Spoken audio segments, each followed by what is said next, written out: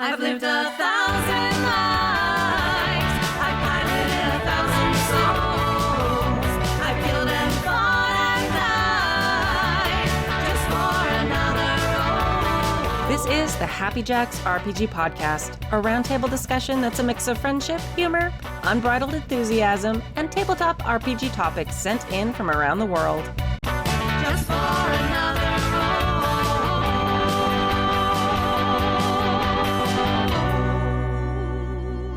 Hello, and welcome to Season 32, Episode 3 of the Happy Jacks RPG podcast, live from GAMEX 2023. And this is our panel and our live studio audience. Yeah. They are small but mighty. So we're going to start this show. If you have never listened to this show before, don't start with this episode. Go somewhere else and come back another time. No, not you. You have to not stay. the people who are here in person. But if you are watching or listening to the show, this is a very, very out of the box, unusual show. When we're at conventions, we talk to people, have them share games they run, they tell us games they played, we have stories, we get a little drunk. It's a little wild. So this is not the episode to start the Happy Jacks journey on, but it's definitely one to come back to, like when you've had a few. So it's great. And we're going to start off with our amazing leader, runner of Strategicon, Eric, who's going to give us a con update for this amazing convention. You stand right here. I'm standing right here. Excellent. You're doing great. Oops, step a little bit further. Step a little further this way. Perfect. Keep going. A little more. A little more. Keep going. Hello. Now lift up one Hello. leg. Oh, I can hold this. Okay. I'm privileged. Oh, thank you. Thank you. So thank you very much for coming out to GameX 2023. I'll put it, yes.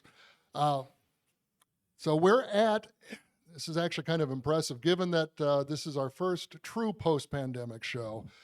We are somewhere around 1,800 already. Nice.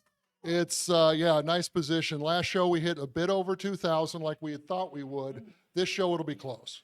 We actually expect this show to be down slightly because it is GameX and it's the smallest of our three shows. But it's not down as much as a normal GameX, which means it's still going up. Yeah.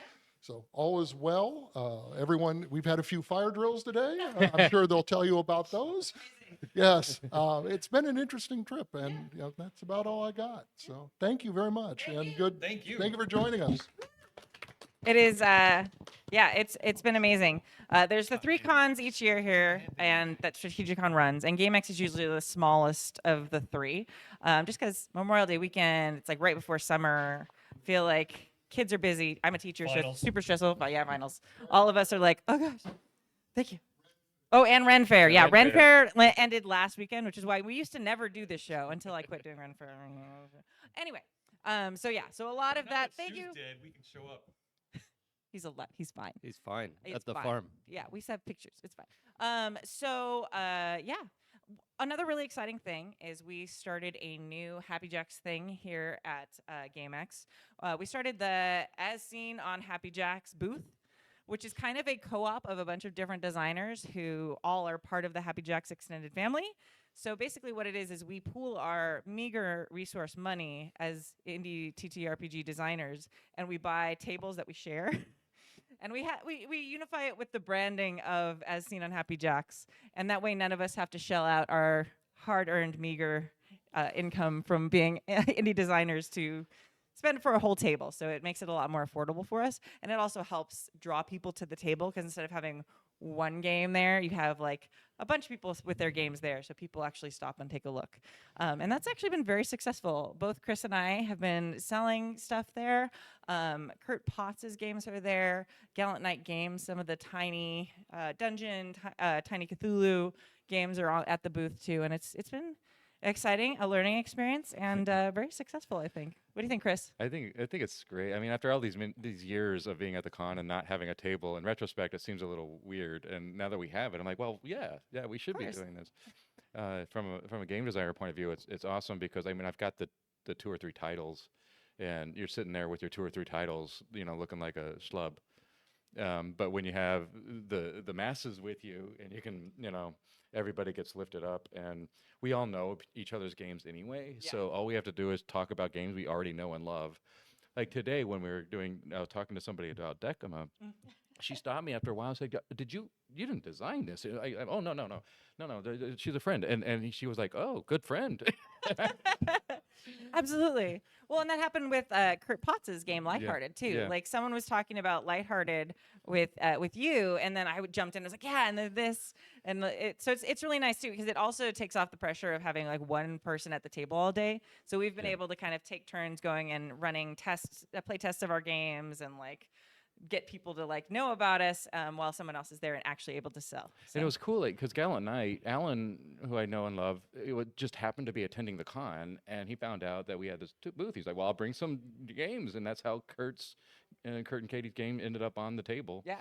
So we can actually bring other games in. I know Stephanie Bryant, who did Threadbare, was talking about, well, maybe I should get my game in there. And we have indie designers all over this con, and it's cool to have a place for them. Yeah, we start with 2 tables this con, and soon we will have a whole row of all Happy Jack's friend designers. It'll be amazing. Because I hear that this designer from probably OK Games has this game called, what is it, Demigods?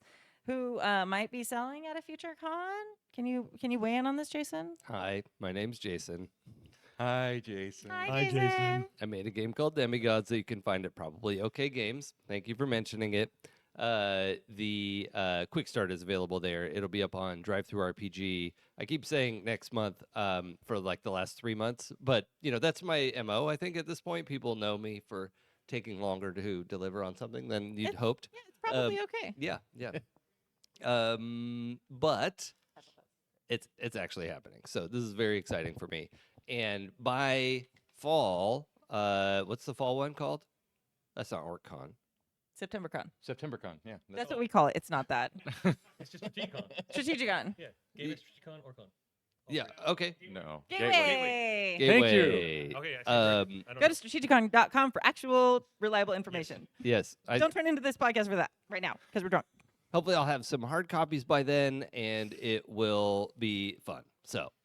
It will be fun. And it's so beautiful. It is so beautiful. Like I immediately like messaged the person who did the layout for Demigods and was like, so my next game is coming up in a couple months. Yeah. Please block out your calendar because I want you to do the layout because it's so beautiful. Yeah, the layout's amazing. The art is amazing. Almost all of it is by Minerva Fox at blue_troller. Yeah. Blue Troller? Blue Yeah. Troller, yep. That's awesome.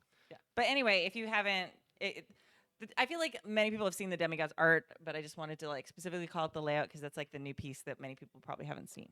Yeah, that's true. The backers have that like preliminary copy that went out, and honestly, I've gotten so much good feedback on it. So pretty.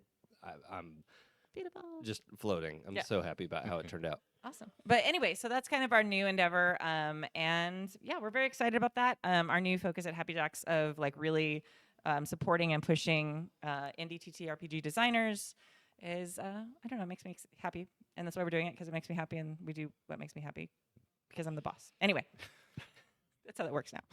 That's just because we love you. Yeah, that's the cider talking. I apologize. All right. I think that's it. So let's start with games.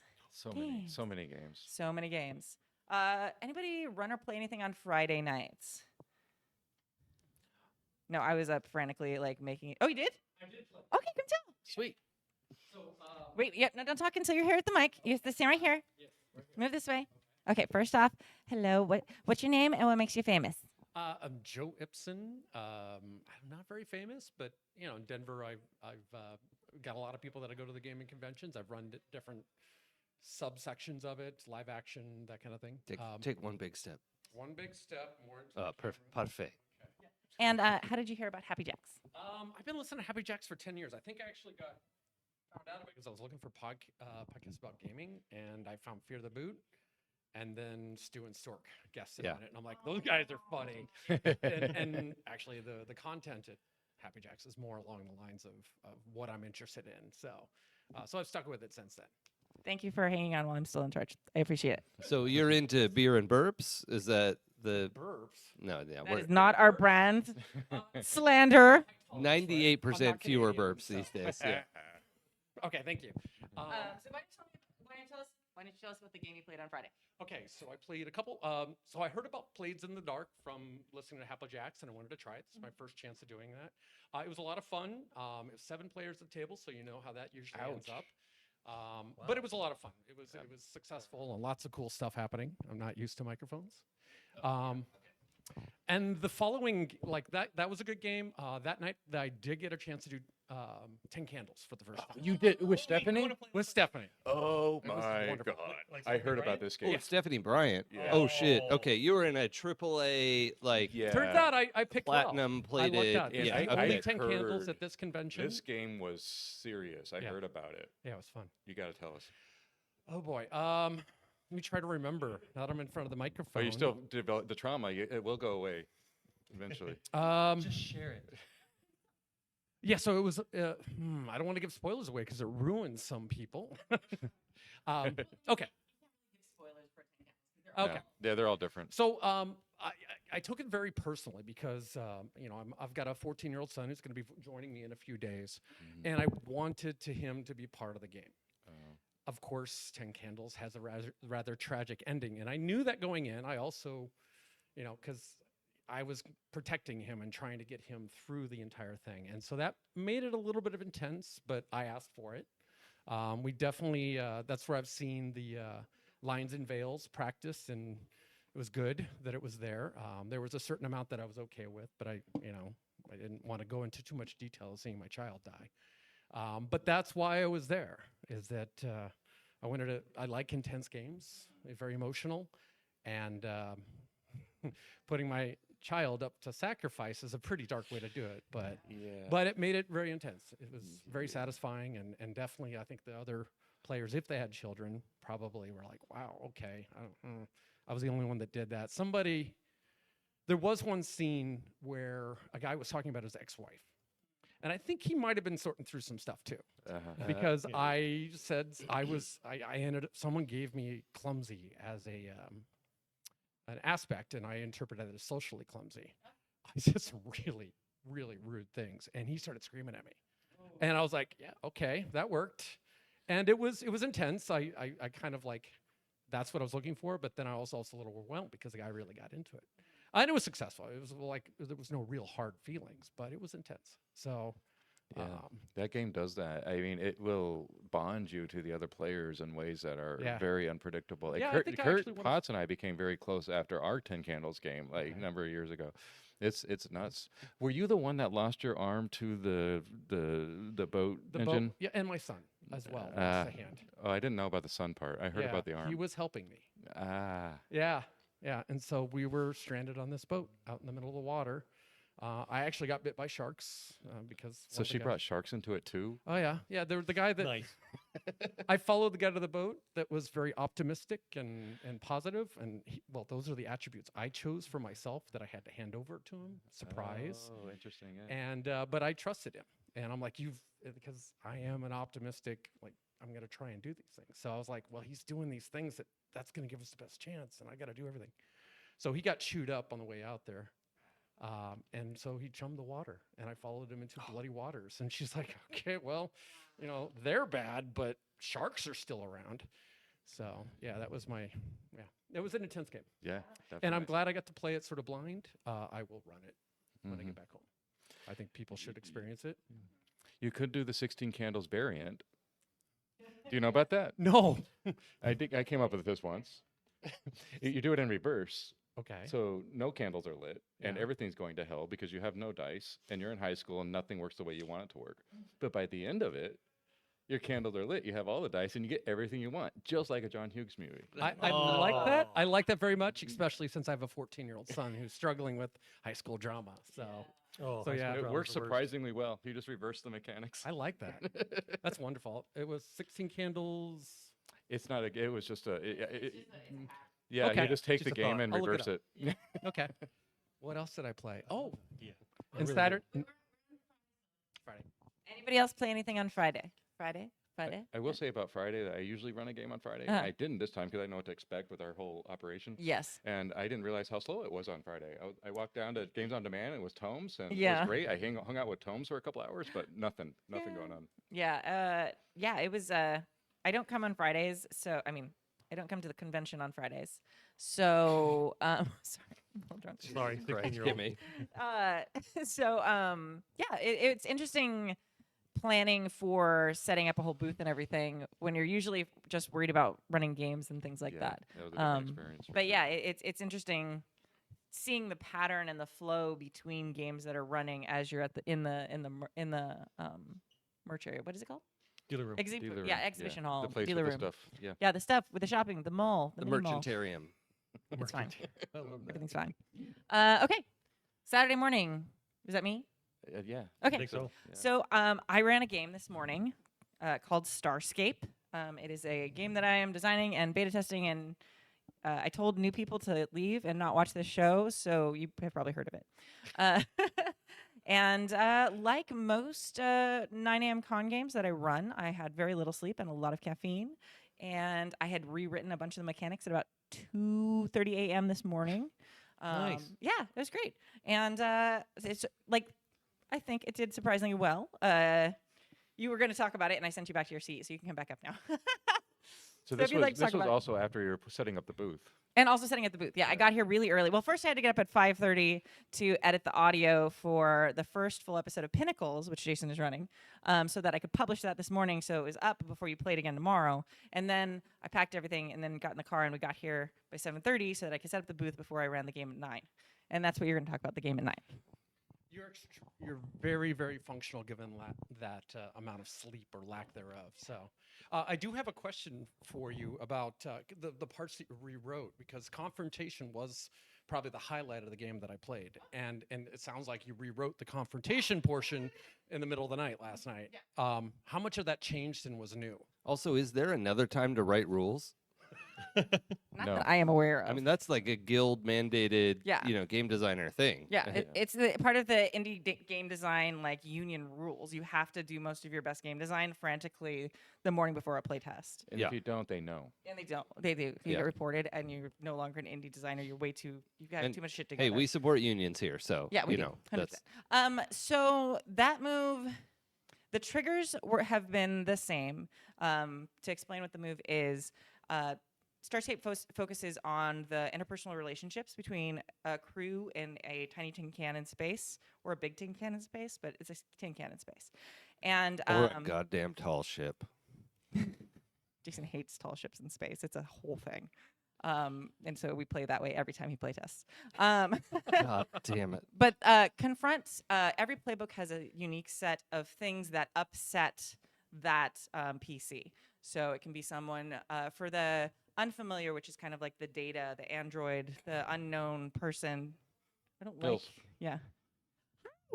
Hi, Tom's just walked in. That would be like someone treating them like an object or a pet. So something that really upsets them. So they can either internalize those feelings and mark a condition, or they can confront the crewmate who upset them.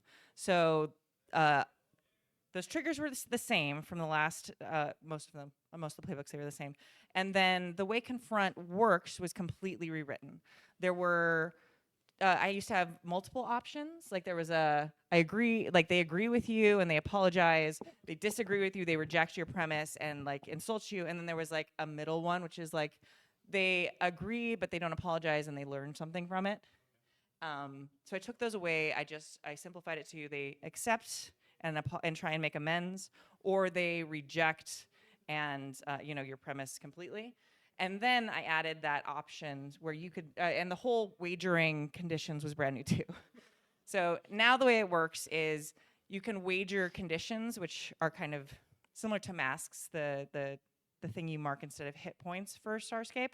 So you can wager up to 3 conditions to give you a +1 to your roll to confront someone.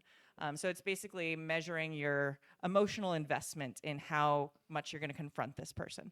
And if they accept your premise, if you roll well and the other PC accepts your premise, then you get to spend those 3 on a list of beneficial things that are cool. If they reject your premise, then you actually have to mark that number of conditions. So you have a much more heavy result and more emotional damage if they reject you after you confront them, if you put all your emotions into it. So that was all new from 2:30 this morning. That's impressive. So in my particular situation, okay, we gotta hold it just right. Okay. I felt like he rejected it. But statistically, it seemed like I learned something from, because I got a lot of positive feedback from it. Like it was sort of a growth moment for my character, and I sort of, and also realizing my own hubris. And so, you know, the role playing was fantastic, and that it was a lot of there was a lot of conflict. There was a lot of like, you know, it was a confrontation. It's exactly what it was. And my character was a kid and was trying to, but he wasn't really a kid, so he was standing up for himself. And he still was getting a little bit knocked down. And he started to realize that, well, maybe this person has a good point. I should look inside. And so I think I like that. Maybe it was the role playing, maybe the statistics, because, you know, at the end of it, I did get rewarded. And so I really appreciate that part of it. I don't necessarily understand. This is my first PBTA. So yeah, I just role played. But I really enjoyed it. And I look forward to seeing more from it. Thank you. Thank you. Yeah, That's it was exciting. It was a very unique game that I've run. A lot of times people pick very combat heavy scenarios. At the beginning of the game, you kind of set up a scenario that's happening with it's like this Mad Libs thing that I've done. And this crew, they didn't pick like, oh, we just got, you know, pirates just attacked us, because you have to have, okay, something big just happened, it damaged the ship, we upset somebody, and this happened in the last like 2 weeks to 10 minutes. Like they have to like answer all these questions. And they decided that they had a living ship that had a parasite, which is a very unique and very interesting story to then like spin up into a full like one-shot game in a few minutes. And it was very interesting. It was a challenge, and I think it went really well. And it really highlights kind of the interaction between the characters. Starscape is great. It really sings as a campaign. Like all those interactions as you play over weeks and however long you play really deepen. A lot of PBTA games don't really last super well long term. They have a little bit of a shorter shelf life than a lot of RPGs. I feel like Starscape, like the longer you play, the more it sings, because the more drama builds up between the characters, and just like the deeper it gets. It does well for one shots, and I was pleased with how all this stuff happened this morning. Trust. Can't hear you. Is the trust mechanic unique to Starscape? Yes. Okay, it's fantastic. Talk about it. Okay, so that also got rewritten since last time I ran it at the last con and last time I played it, which was a few weeks ago. So the trust mechanic, it has always been core to the design, but how it's worked has changed. Okay, that's how it is. And here, I'll sit. So I wanted it to be about trust, because when I've told the story before, so you're gonna have to sit through it again. During the pandemic, I was pregnant, and I had my baby in April 2020. So I was stressed out, I was scared, I was trying to teach online in my last weeks of pregnancy. Then I was on maternity leave during the end of a school year where everyone was suddenly online, and I was feeling super alone, and we were so scared. Sorry if that's triggering for anybody, I apologize. But so I started watching Star Trek, because I'd never really watched Star Trek. So I started, and I watched all the Star Treks, all of them, including Enterprise, like back to back, straight through. If you have a brand new baby, you sit a lot. If you have a brand new baby during a pandemic where you can't go anywhere, you sit a lot. So I literally sat my baby, and I watched like 10 hours of Star Trek a day for a long time. And I now realize how bad this was, because I have all these beautiful videos of my baby with Klingons in the background yelling. Like, literally, there are very few videos of my child from her first weeks of life that don't have some sort of Star Trek soundtrack behind it. If I'm lucky, it's like Belana Torres sounding amazingly smart, or like some sort of like instrumental thing. But this like got me on this kick, and I like really identified with this show that I'd never really like clicked with before. And I was like, I have to make this a PBTA game because first off, I was looking to run online games and I started looking for a game that captured what I loved about Star Trek that was a PBTA hack, and I couldn't find it because there are a lot of awesome sci-fi PBTA hacks out there, but all of them focus very much on like the details of phaser fire, and at least at the time, there have been some that have come out recently that are a little bit more about the things. But what I loved about these shows was like the trust and how like they would go to like their little 80s looking exercise class between like saving themselves from the weird nebula that was trying to eat them or have a baby with them or whatever it was. And super weird episode to have a baby and then like Or both. or both. So yeah, so that was like the thing that I really loved is like the A plots and then the B plots that were there, and watching all these different series back to back. Because once I finished Star Trek, I was like, okay, well, I want to watch something else. So I watched all Babylon 5, and then I watched all of Farscape, and all of this is back to back over many months, and these very clear archetypes appeared that were true for all of them, and that just fed into it started as a Star Trek like numbers filed off PBTA hack, and it became found family in space like thing that was more focused on how they were relationships and less about actual Star Trek. And it wasn't until a long time later someone's like, so you're writing a game about people stuck together that can't leave. Huh. I wonder if you're working through some things, Kimmy. Doesn't sound like anything to me. I was like, oh, that's what this is about. Okay, I get it. Okay. So the thing that was central in all these stories, the archetypes were similar, but was the relationships between the characters and the trust. And the trust being gained and lost is huge in all the storylines for all the shows. And people make mistakes and they aren't trusted for a while and they have to bring themselves back onto the crew. Sometimes they have to leave. So I really wanted that to be kind of the core of the game. And the way it works now is you have a trust modifier that adds +1 if you're very trusted, and then if you're not trusted, it does minuses. And then if you're very not trusted, if you're untrusted, you roll with disadvantage, and it affects every single roll you make. Then you have conditions, which I'm actually pretty excited about the conditions mechanic that has appeared. Every playbook has a unique set of conditions. There's 10 of them. And if each stat has 2 conditions that are linked with it. And if you mark both of those conditions, the player gets to choose which conditions get marked at any point. It says mark a condition. You get to choose what you're feeling at that moment. If both conditions for a stat are marked, that stat becomes -1. It's not, you don't lose 1. It's like even if it's your 2 stat, it becomes -1. So it's a big blow. It's like heavy emotional, like causing you a lot of things. The cool thing that I think is sort of innovative about that is each playbook has its own set of conditions that are all in different orders. So each playbook is designed, the thing that I think will be the very last thing the civilian marks is the thing that's next to their highest stat.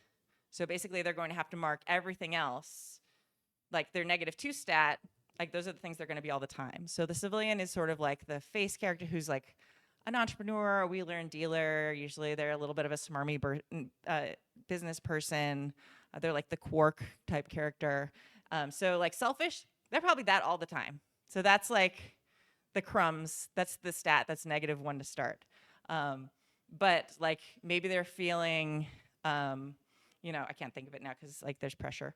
But the thing that they are least likely to feel is next to their highest stat. And each playbook is fairly carefully calibrated. I'm still like honing that in. So a lot of that is very personalized. And I think, I don't know, so far it's working out pretty well.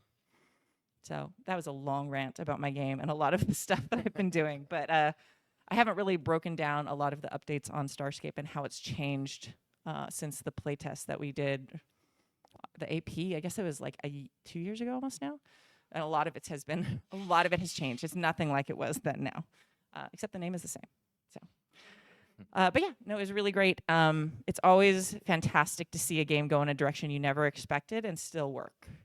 And the thing that's cool about Starscape is I feel like it always ends up working, no matter how. And I don't feel like it's me, because even if I'm not sure where things are going, I feel like the things at the table, like as long as I'm making sure everybody gets a couple minutes, the mechanics make sure that everybody has something to do and that they somehow connect with each other, which is the ultimate goal. So, all right, that's enough about me. Any other games on Saturday morning? Yes. I'll You use have a my mic. You have a microphone if that's all right. That's fine. It's cool.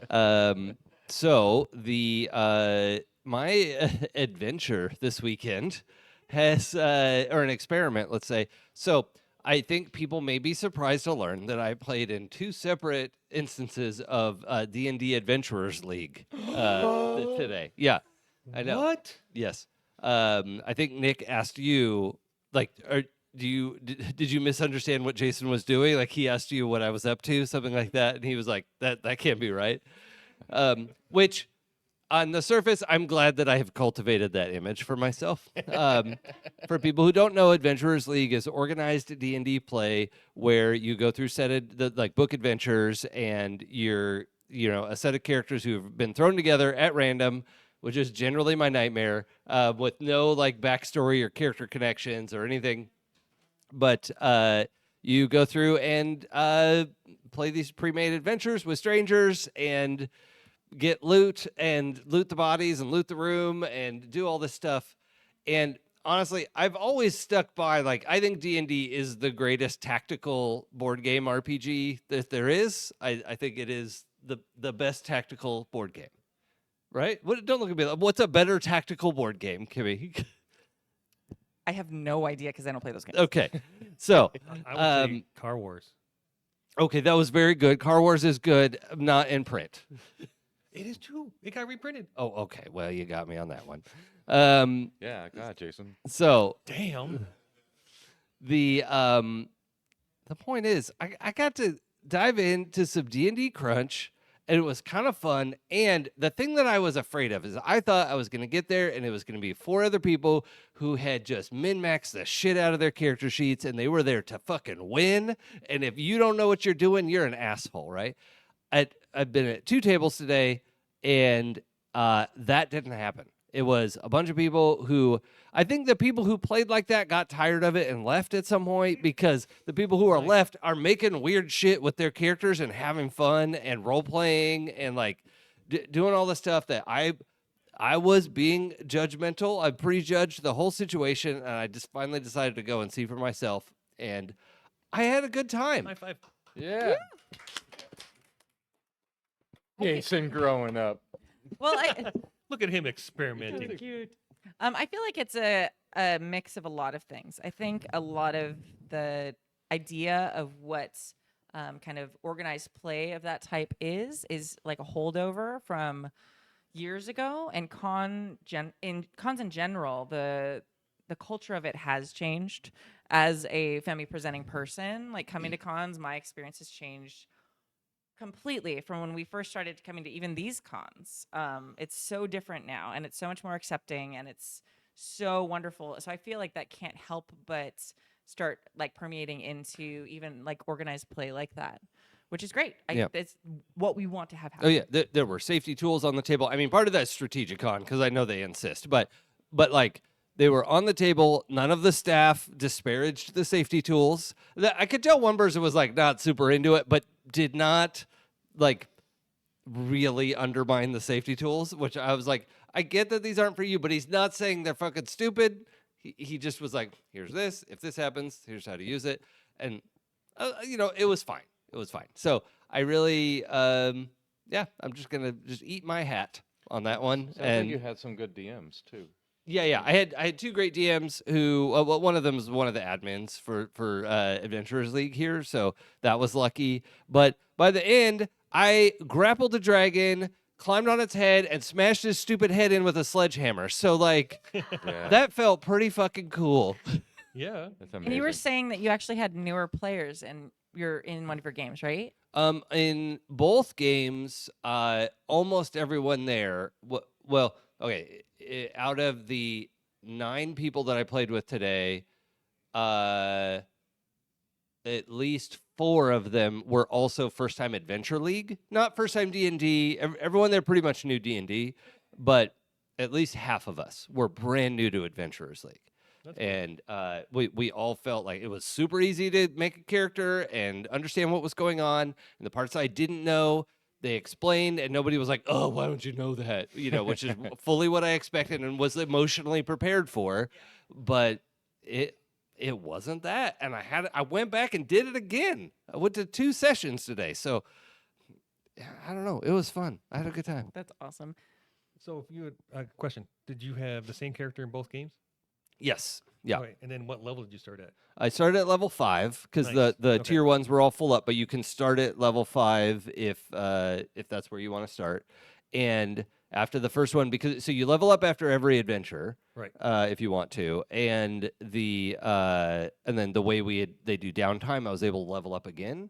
So Oh, wow. it's also the thing I was worried about. It was like, is it going to take forever to level up? Am I going to get magic items? Am I going to get like the thing that I like about D&D is that like getting gear and exploring a dungeon and loot and gold and like getting all that stuff right is my like video game dopamine plunger of just like get the loot cycle going. And it was satisfying. There's lots of stuff. If you get something you can't use, you could trade it. There's a system to do that. And so, I mean, here I am evangelizing for Adventurers League. Like, I love my indie games forever. But, like, you know what? I had a good time. So there it is. And what class did you play? What class did you play? Oh, I started as a level 5 fighter using the Rune Knight subclass. Nice.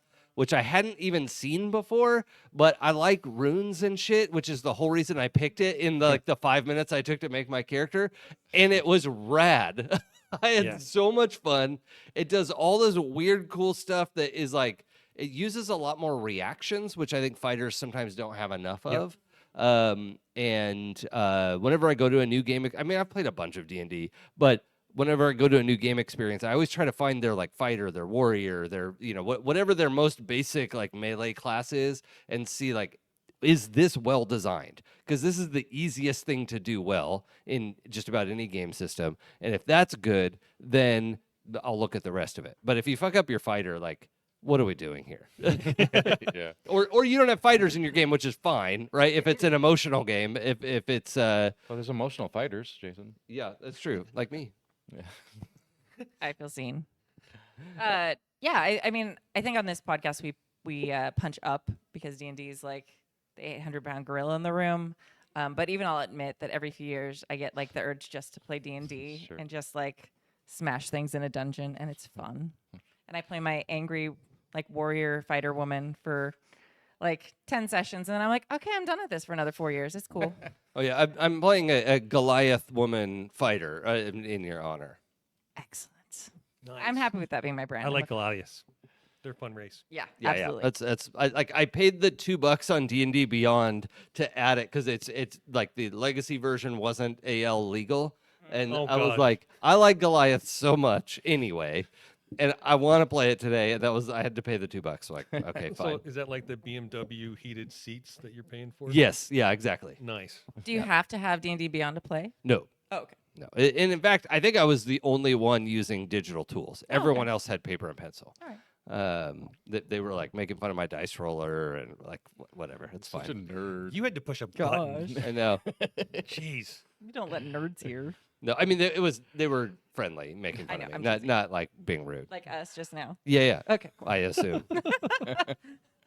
Excellent. All right, that's awesome, and I am glad you do that. And I mean, maybe tomorrow. I don't have any games lined up for tomorrow. We'll see. All right. No. Anyway, any other Saturday mornings? I might. I don't know. We'll see. Saturday morning. Saturday afternoon. Well, this is a good segue because fuck D&D. I Yeah. have Dungeon Caster. Oh yeah. What is Dungeon Okay, Caster? now look, I will say Dungeon Caster is objectively and like in every metric a better game than Dungeons Yes. and Dragons. Yes. Except for tactical board gaming. Chris, Well- do you want to take on the tactical board gaming No, crowd? I do not. No. Okay. There we go. No, thank you. I'm doing a series of events this con called D&D without the D&D, and I'm trying to flex. Is what I'm trying to do. And That's good marketing yeah. for right now. I feel like that's a good Yeah. lane to try and get in. Because you know what, fuck D&D. We have Dungeon Caster, and so what I did was I polished. Listen to me. I took Gary Gygax's Temple of Elemental Evil, and I decided to run that with Dungeon Caster. I'm picturing you with like the temple That's and like a belt sander, and you're just like grinding off the like.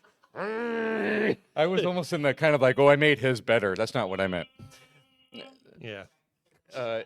It's not hard to make something Gary Gygax made I better. read this thing. It's actually Hey. really good. I read it, and High Gygaxian and all. I was like, this is pretty damn good. Like, there's some good ideas in here. And I had to dissect the dungeon into sort of trajectories that you're going to go in, because you're not going to go room to room. It's not how Dungeon Caster works. You go from threat to threat. And so I had to kind of look at the flow. When I started looking at the flow, I was like, actually, there's some logic here. Like, there's a reason there's a bunch of gnolls over here. There's a reason there's a bunch of gnolls over here, and that's because they're trying to stop you from going over here. And then I actually was able to break it all out, and it made a lot of sense once I did that. So, so it was actually a fun exercise. It's a really good module. I encourage you to get it. Actually, it's fun to read. But with Dungeon Caster, I could just take what was written and call those threats, and I've converted it. I'm done. So it was my first run at it today, and I had a blast. I don't think I felt that much energy at a table in a while, especially not on a dungeon crawl, because we have. You've all done dungeon crawls. I mean, it's just like, can we just wait my turn and get my thing in? And I don't want to. Oh, that sounded weird. Stop it. I didn't say a thing. You were going to. I sure was. What? And now I'm not. Can you reintroduce yourself for chat? We had some folks come in late to chat. Can you? Did we never not? did. We just started talking. Oh, I feel like I introduced myself. You did.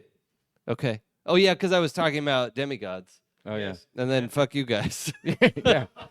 Well, okay, so people want to know who you are, Frey, and what makes you famous. I'm Christopher Gray. What makes We me know that. You famous? just I love that he's just talked right over Bray. And what makes me famous? I like to paddleboard. It's a thing I found recently, and it's changed my life. And everybody should go paddleboarding. And I make games. That's cool. I didn't know that about you. I honestly really just learned a thing. Yeah. Oh man, That's nice. paddleboarding. Whew, it's great. I feel like we sat together talking all day at the table to like. You never sell heard about the stuff, paddleboarding? and we didn't talk about paddleboarding. Oh yeah, it's awesome. Yeah. Good. I mean, I know what Stand-up one, paddleboarding right? is. Yeah, I've done no, paddle- I just know, didn't I'm just- realize that All right, you- people, we got places to be. Do we? Oh, Yeah. okay. Well, I've never paddleboard. I just fall Well, down. okay. So So that's me. yeah, no. We want to talk about your game more, but we're gonna Okay, have yep. Frey introduce himself so that people don't keep asking in chat who this Who's person this guy? is. Oh yeah. Hi, I'm Frey, or Matt. It's Matt and Frey on the Discord. How's it going? Matt and Frey. Yes. Yeah. I think it's just slash. So it's and/or.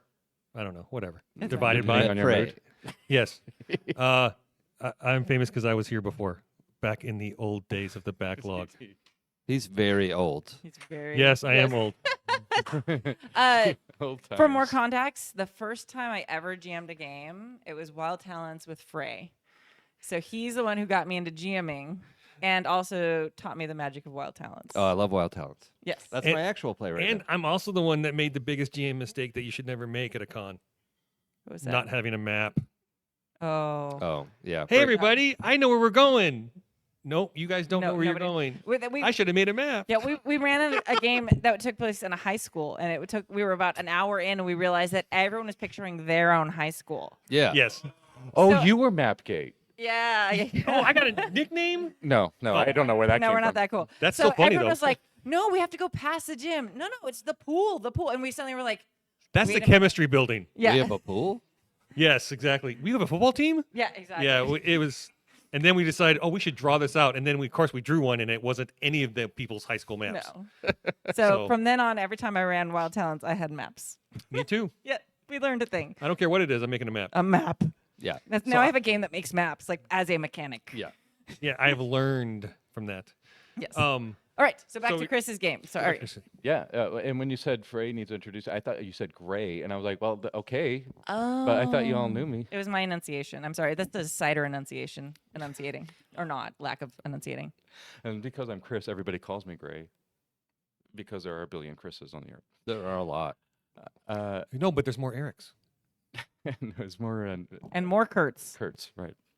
So anyway, the Temple of Elemental Evil was a rollicking good time, and we do have. You want to talk about it, Jason? Yeah, Jason was in it. There's another Yay. Jason here, everybody. I'm very excited about it. It's our time. Our time has come. You're gonna do great, and you're gonna point this at your mouth. Okay. So who are you, and what makes you famous? Hello, I'm Jason, and I'm on the Discord as Ampersands, and I'm on Twitch as all the Ampersands playing ghost games every once in a while. Hello, and I played in Chris's Dungeon Caster game, and it was amazing. It was exactly what I was hoping it was going to be. Nice. I was the alternate, so fortunately somebody didn't show up, and I got to play. Nice. I got the Dwarven Fighter, and I was like, cool, that's a trope. It's fine. Look closer. A little closer, thank you. No, it was great. It was with the fantasy genre, it's more about just, having a good time with your friends and getting smart quips in. And it's, if you do great, fine. If you don't do great, that's also fine. It's a one shot. So I think my favorite bit was comparing one, like, you started us off with somewhere with the wizard casting fire above our heads, and I said, "Oh, humans with their gender reveal parties," and I was like, "This is what happens." Wait. Gender flame. But no, it was the perfect amount of, the roles still kind of feel D&D-ish, but also it's more about putting together something that you feel like you can do. It doesn't matter if you're the best at it. It doesn't matter if you are even sort of good at it. It didn't matter if you failed. Like, in fact, I rolled 2 1s in a row on my D20 on the last fight. I was like, I'm just gonna roll with it, and I got a bunch of mushrooms growing in my beard now, and it's like, oh, Amazing. This is what's happening. As you do. Yeah. Although I forgot that I had a thing saying, like, you could re-roll 1 might roll per session, and I should have done, and I didn't do it on the first time, and then I was like, oh, I should do it if I roll low again. Forgot again. So I was in the moment, and I was really enjoying just being like, what's going on? Where am I swinging my axe? So, no, it was a fantastic, fantastic time, and being able to take control narratively by accepting that something bad might happen to you earlier was a hoot. Yeah, So, bad doesn't stop the game. It just makes the game more interesting. And Yeah. once you grok that, you're like, oh, well, hell, I'll yeah, throw caution to the wind. give me the bad thing, because then Yeah. I can decide something later. One Bad of- equals good. One of the funny things about speaking about making things bad, there's a lot of narrative control that goes to the players in this game, and the players made it way worse on themselves. But I, just by choosing to do so, but I had set it up because I knew you're not going to get through the whole dungeon. So I had set it up so that at about 2-hour mark, I would have one bad evil god go in and release another bad evil god, and then I would put up a big hourglass, and you have an hour to go and get the gems that you have to destroy in order to revoke the power of the evil god before the evil god finds you. I mean, don't evil gods deserve to find their person too, Chris? Well, there's a it's a race. Okay. And so basically, a little bit throughout, it was making one guy a little anxious. Like, he's done, no, we have to Well, go. it was a we have big to go. hourglass. It was like this. That's awesome. Yeah, It was a theatrical. fantastic prop. It Yeah. was very, very, very present on the table. He Love was that. kind of like, we have to go. And then at one point, he's like, no, I'm done. We're gonna bring him to me, or we're gonna bring her to me. And so he used his He narrative took control to and- bring the big bad to the group. And Hey, then it was like, all right, well, throw down. This is the big fight. And I didn't expect any of this to happen, and I didn't have anything worked out for the demoness who was the big bad. So I literally pulled up the module on my phone, the Gary Gygax module, and I looked at everything that she could do. I was like, okay, well, I have my hard moves. Let's don't do it. Oh, expect to nice. go through the Temple of Elemental Evil in 3 hours, right? But we did. Speed run. We did. We speedrun the Temple of Elemental Evil. It was great. Yeah. That's awesome. No, but it was a hoot. And so definitely picking up a copy of the book tomorrow. And Yeah. so thank you for running. That was really great. Sure. Thank you for playing. Hey, thank you for being here. Okay, Discord quick question. represent. I got a quick question. So you said hard moves. Does that mean you're using PPTA? That's close. Version? I heard some of the consonants. Yeah, There's some there. It's I'll not. get it. It's definitely not PBTA. But I do use the nomenclature hard moves in it. Okay, cool. Yeah, and it's because when you are, it is diceless for the GM. So what you're Okay. doing is you're introducing threats. The players respond to the threats, and then based on what they do, you can escalate the threat, introduce new threats. But sometimes threats have their own moves, and there are hard moves and soft moves, and so that nomenclature is in the game because it's kind of my design background. Okay, that works. Awesome. And it's so great to see people noticing and picking that game up for the first time at the booth. Yeah, I think it it's was super fun to see people like browse through different things and see the types of people who are interested in different types of games. It's not scientific, but it is kind of in a way you can like start predicting. Like, I think that person's going to look at that game. I was doing that too. Yeah, it's super fun. Sometimes you're totally wrong. All right, another Saturday afternoon, free. All right. Well, of course, I want to talk about the you said that the people were really making themselves like they were. I know. Yeah, I know. It's killing me.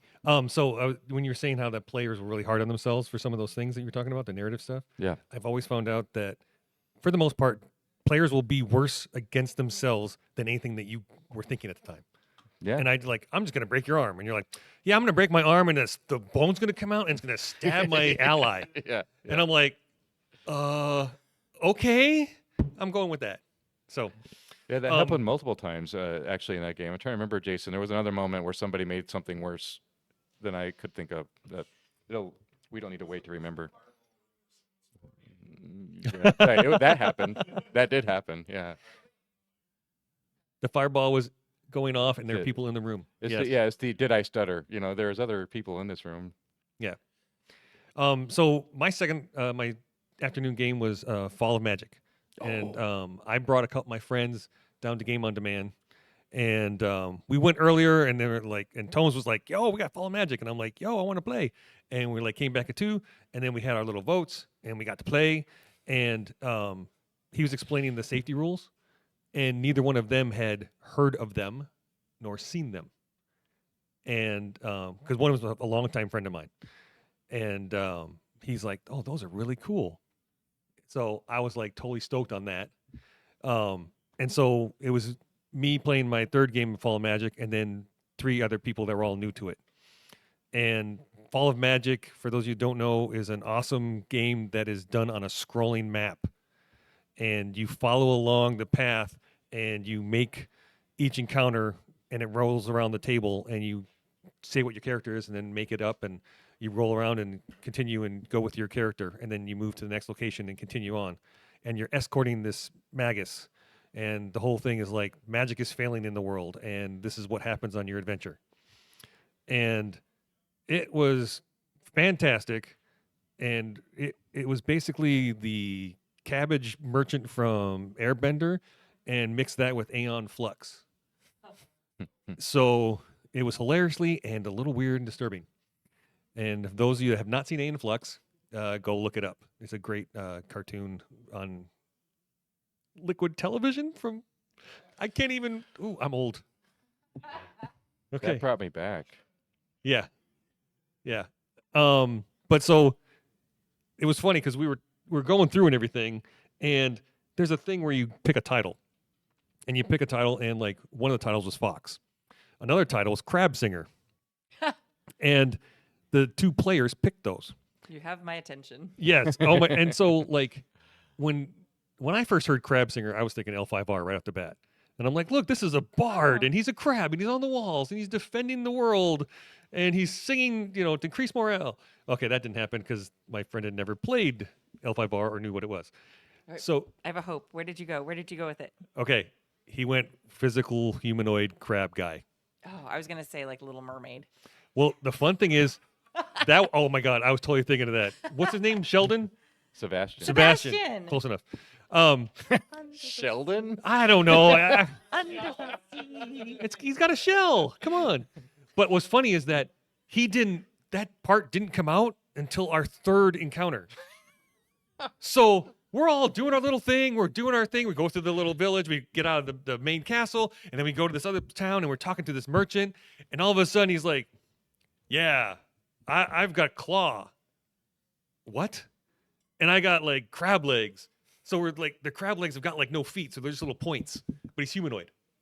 It was the funniest thing ever. And then the merchant was selling food and fruits, and he was like, okay, I want this. And he also said he had cats. And then we're like, no, we don't want the cats, we want the food.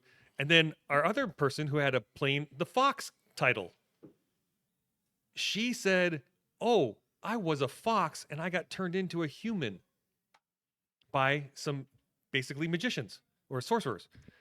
And then so the merchant said, hey, your legs are weird. And he's like, well, yeah, I know, crab guy. And he pointed to the other person. He's like, what about your legs? And she had pants on. She's like, oh, these? Oh, they're not mine. And so Tomes is coming. He walked by like at that point and just got like, the legs are not mine. And then he had to went and did something else. And we had to explain it to him later. So that was just hilarious. And then later she says, oh, yeah, I used to have 4. And the merchant's like, what? And it ended up being like 20, 25 minutes of the 2 characters that were in the scene and then the other player playing the merchant because you're allowed to switch roles. It freaking killed me. I loved it. And it just continued. And then there was a scene where the fox jumped on the crab and was swimming in the water, but he only swam sideways. So, you know, it just kept going. And at the end of the game, we had a great ending that it was unknown. And we think Magic may or may not have come back. And then the Magus lived, but we were transporting him back to the castle to hopefully him recover, but we didn't find out what the result of the little ritual that happened.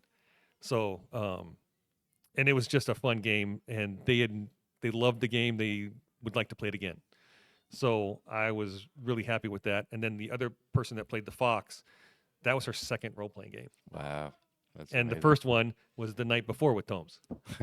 So that was just, it was just a great game. And, you know, I love it. I mean, I've only played it 3 times, and Sorry, I want to play it some more. I missed the top of it. What was the game? Fall of Magic.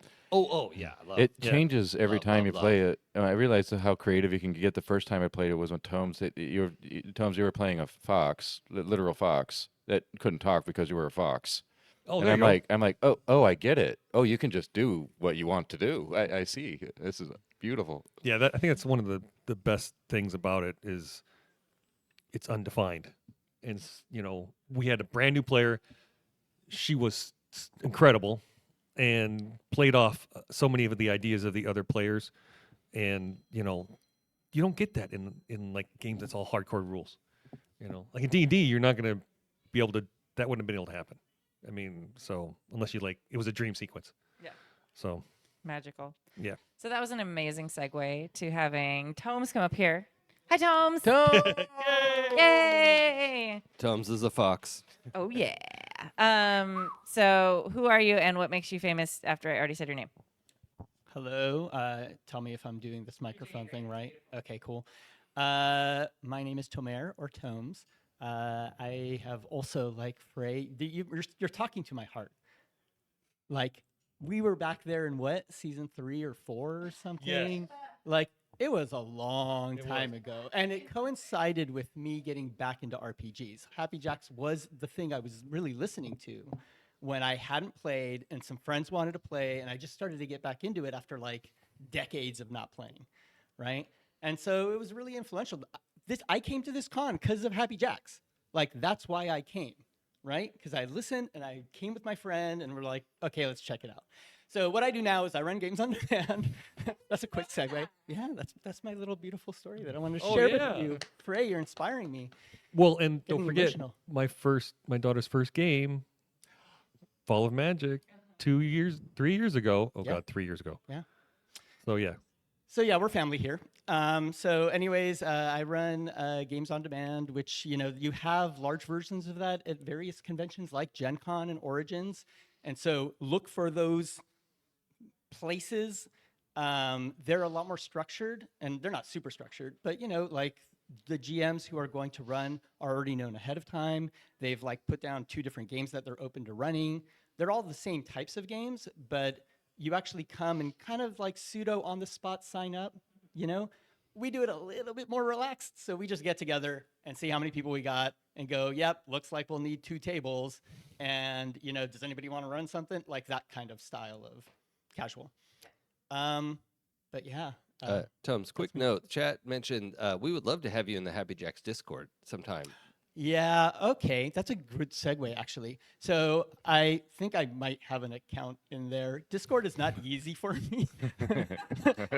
You have a Discord account. I am relatively old. So I'm there. He's in the Happy Jacks Discord, but he doesn't know how to log in. I'm ignoring all of you. Sorry. It's hurtful. Yeah, it is. Sorry. That actually is a good segue though, because I will say it's been a pandemic, right? And continues to be a pandemic. And as far as that goes, I found that during that time I started to get a little burnt out on like the level of gaming that I used to play. And so I just want you to know it's okay to like take it down a notch if you need to do that for a while. Yep. I'm in that mode. So even though I'm running games on demand down there, I cannot run every session. I cannot play in every session. My bandwidth is limited. So, you know, you can still be in this hobby and do that and like take the break you need.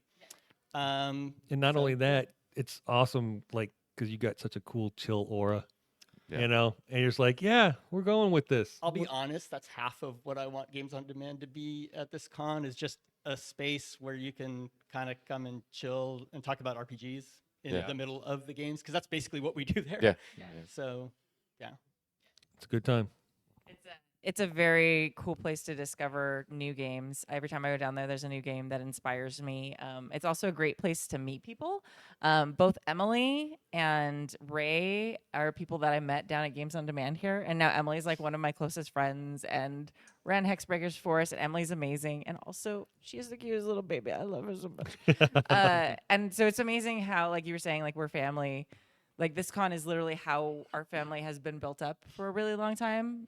Also people I trained in a gym, but mostly this con. And like Frey, you like came and you met us here for the first time. Like, oh yeah. And but it was just, I don't know. It's just, it's kind of magical, and it's like it means a lot to my heart to have us like starting to be back to somewhat what it was. Like I'm still masking. Like this room is.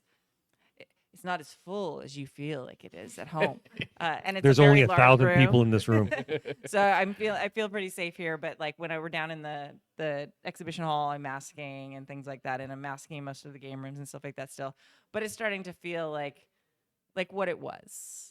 And I have to say, like playing Games on Demand last time I was here was a big part of me starting to feel like, okay, this is what it is again. And like going down there and meeting Ray and having this amazing gaming experience, and like just meeting and connecting with another GM/game designer over this amazing game that another person had designed and neither one of us had done it, and like just talking about it, it's just part of the amazingness. And even if you're not gaming, you should come and be on the podcast. It's a lot less pressure than actually running games or playing games. I appreciate the invite. I will happily do that at some point. Yay. Yeah, thanks. I do want to just highlight a couple of games that we played, like in seconds. I'm going to keep this real short. But okay, then I'll take. We're going for 3 hours. Last con on the Friday, I got some stuff delivered in the mail, like actual games from Kickstarters. In this case, it was like Story Brewers Little Box games, and that came on the Friday morning of the con, and it was awesome. So I got to take it to the con. I wasn't feeling super hype, but I ended up playing that twice and getting a couple tables to play it over the weekend. Game by Sydney Icarus. Fantastic game. And so it made me feel that, because I was kind of like worried if I had the bandwidth to really play some of these, and it just kind of got me back into that zone.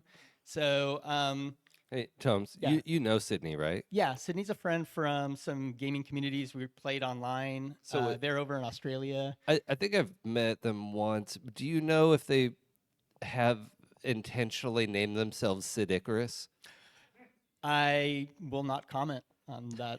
Oh God, this is all I've wanted to know for like 2 years since knowing about them. And yeah, And I'll be honest, I do not have the answer to that It question. feels so weird to just ask over online or something. I would ask them face to face, but You should totally ask them. I just want someone to know. You could broadcast it on a podcast. Is it because it's Sid Icarus, which is just Yeah. what I want it to be? Information I do not have. Can someone please reach out to her and find that out for Yeah, us? yeah. We're working on it right now. Our technicians in the back here. I say all that because this Friday, I got another thing in the mail. I got City of Winter. That's basically the Fall of Magic, continuation, if you will, by Ross Kalman and the Unicorn Games.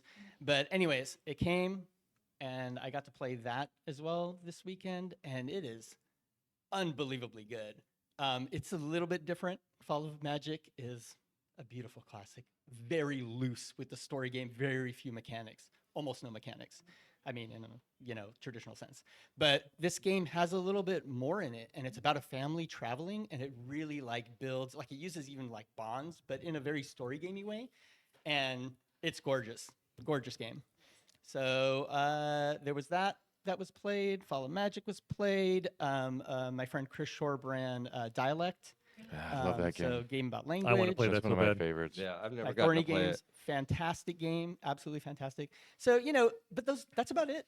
There were very few tables. It was very, very light, and I called ahead of time to various friends in this community, and a lot of them knew they weren't coming this weekend. And this is the slowest of them, but honestly, I love it. It's just small and intimate, and so yeah, come play.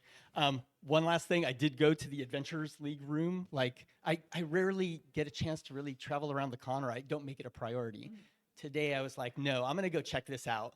And I went down there, and it is a humbling experience. There are so many people so excitedly playing all at once in a Yes. big room, and I feel like I'm a little drop in this big No. ocean of con. But It's a smaller area of the con. It's just as much fun. yeah, I'm a fun drop, but I'm just a little drop Fun drop. in the corner of this convention. Anyways, thank you. Okay, so I have to add Thank one you. thing to this. So when we were talking about what games to play, we had 9 people, and Tom was like, "Okay, so Fall of Magic, put a 1. Raise your hand up, put a 1. And if you want Dialect, put your hand up and put a 2. And if you want either one, then put up both hands with a 1 or a 2." And he did that, and everybody except for one person put up 1 and 2s. It was hilarious, and we're like, okay, because my friends and I were like, we're gonna do Fall of Magic, yeah. And all of a sudden, Chris came and talked about Dialect, and we're like, holy crap, I want to do that. And I'm like, I want to do both. And then my friends flipped on me, and I didn't even tell me. And I'm like, okay, so, and then we just, broke it up again. But it was so funny. So I'm like, okay, now we're gonna get it again. And the freaking cover is beautiful. I It haven't is looked at the book. but such a beautiful book. I know. It I want to is. get it just because of that. Yes. It's one of the books where I was walking by Games on Demand the first time I saw it, and I literally stopped in my tracks and turned because I was up in my peripheral, and I was just like, oh, that is a beautiful thing. What is this thing? And I picked it up. I was like, oh, it's a game. Okay, cool. I should have known because it's literally on a table with all the games. That is my trap. I call that my trap. I put all these beautiful things there, and people wander by, people who've never played RPGs before, and then I convert them. Honeypot. Yeah. And you know what? I don't think Adventurers League can do that with their hordes of people over there. I don't think people can walk up and say, "Now, what's an RPG?" And they are welcoming and would welcome you to do that, but you don't walk up to Adventurers League and go, "Well, what's all this then?" You just don't. It's a lot. Yeah. It's a lot. And Go there with a your purpose. honeypot is the perfect one. It is amazing. Yes. Yay. We love you, We Thomas. love it. Also, every month we have an indie designer of the month that we're featuring right now in Happy Jacks. Right now it is Ryan Kahn, who is an incredible designer who was on the podcast last week, actually. He designed Told by Starlight, which was the game that I actually played with Ray last time at Games on Demand that just spun me out in this amazing design mode and made me rethink things and jump on designing other games that I shouldn't be doing yet because I should be working on Starscape at a time other than 2:30 in the morning. But yeah, it's so amazing. And so we're trying to bring, I think that's honestly kind of a little bit of my inspiration. Our indie designer of the month is my trying to bring a little bit of games on demand to you via the internet. So you can find all these amazing, cool little games that are so hard to find if you're not going to these little corners that have like stacks of just stunning, beautiful, little known small press games. So yeah. Anyway, so yeah, I'm telling how cool we are. We're cool. Support your indie people. Support indie gamers or designers as gamers. Be indie gamers so you can support indie designers and just play cool games. All right. I've had a lot to drink. Okay, next. Saturday afternoon still? Are we again? Did you want to say? No? No, it's okay. All right. And it's Saturday night now. So we can't do Sunday morning yet because we haven't gotten there at this point. I was in a podcast Saturday night. How'd it go? No way, It's really? amazing people. I'll let there. you know. Okay. Tell you when it's over. I heard it was very good and slowly devolved as the person with the microphone got a little drunker. Anyway, I've cool. actually been sobering up. We traded. High five. All right. Does anyone have anything else they want to talk about? Any experiences they want to chat about? Going on? What about our neighbors from the dealer room who graciously joined us? Yeah, no, absolutely. Yeah, that's what I was saying. I didn't know if I was asking if you wanted to come up and talk about, and I wasn't sure if you were okay. Come up here. No pressure, but No come up pressure, here. but get up I here. know. I was like, oh, maybe there's here. You can sit right here.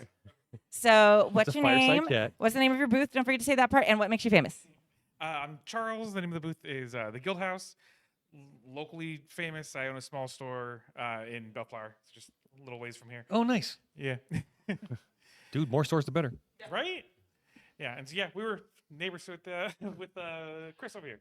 So we're like, we're gonna go to that. We're gonna go to that podcast thing.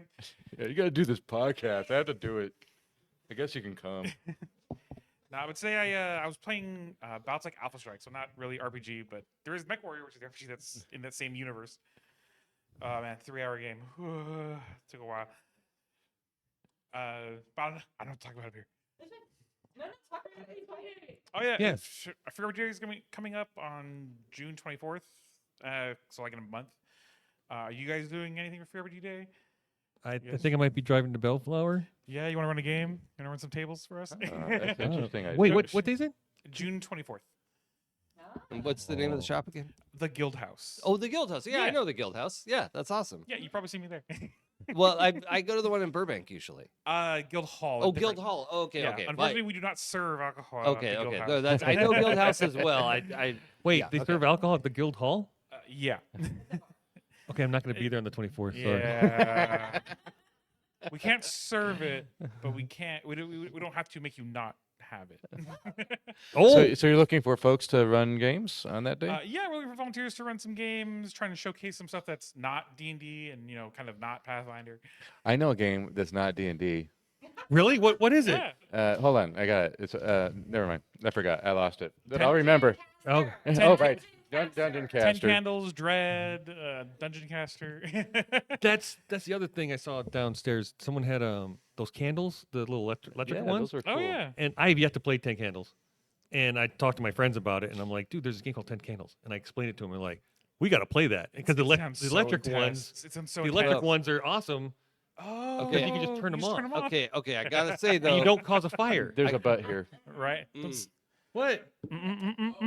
uh, I have strong feelings about this. Don't leave. You're not done. happened? Actually, Unless you're in a place where fire is illegal. yes. 10 Candles has a very cool mechanic where you can actually accidentally blow out candles as you Right. play the game. Right. And it Oh. ups the stakes. So if you like, no, don't do that, and like your hand motion like blows out one of the candles, it like suddenly ups the stakes very dramatically in an Right. amazing way Yeah. that you're like, and everyone's just like, Or it just burns down. or it just burns Yeah, out. it If might it just takes burn too out. long, the tea candles start burning out on their own, and it like ups the clock amazingly. Yeah, So I'll it's keep that in mind gotta next be time. those like little short IKEA Tea candles. like tea Yes, lights. the little tea light Yeah. candles. Yeah. Yeah. Okay. I mean, you can. I have played it successfully with electric candles in places I was not allowed to have open Yes. flame, but it loses a little bit of the chance element that makes it truly like the anticipation just builds, and you're just like, okay, everybody talk quietly, Yeah. and don't move too quickly, and like, yeah. So there's an element there that is like whoever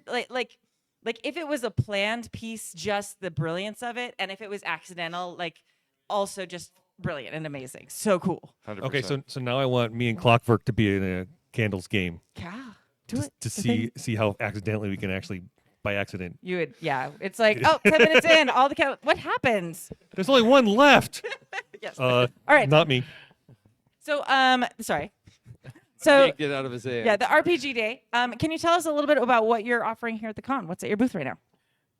We've got a pretty good selection of different board games. We've got a couple RPG books. I know we have the Star Wars RPGs, which always come in and out of print thanks to Fantasy Flight and Asmodee being very consistent with all that.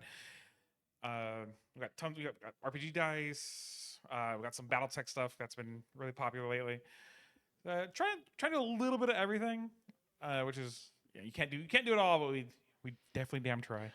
Yeah. I'm not sure what they were looking at, but there were two folks that came over and saw something, and they both at the same time went and and had a fit and bought something. So I don't know what that was about, but that reaction happened.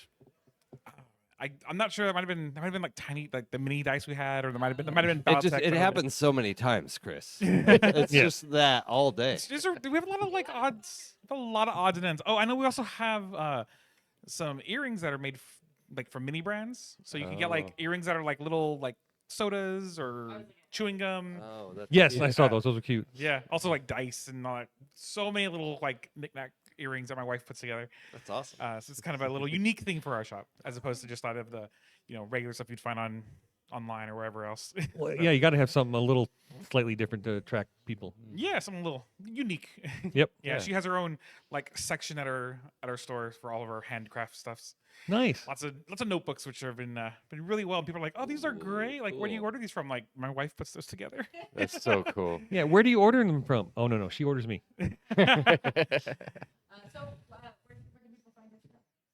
So our website is theguildhousegames.com. We have pretty much everything on there that we have in store. We also have our store again is in Bellflower, California, right off the 605 and 91 freeways. Yay. Yeah, thank you. Thanks for coming. Also, thank you so much for being awesome, excellent neighbors for our first booth experience. So it's been awesome. All right, are we spent? Did we do it? I think we're done. We did it. Maybe. I like it. Thank you for joining us for season 32, episode 3 of the Happy Jacks RPG podcast. My name is Kimmy. I'm Jason. I'm Prey. I'm Chris. I remembered the names this time, and this is our live studio audience. We're truly happy to be back at this con. We're truly happy that the soul of this con feels like it's kind of healing, and it feels super familiar and happy. And we're gonna go get drunk now. We love you. Bye. We love you all.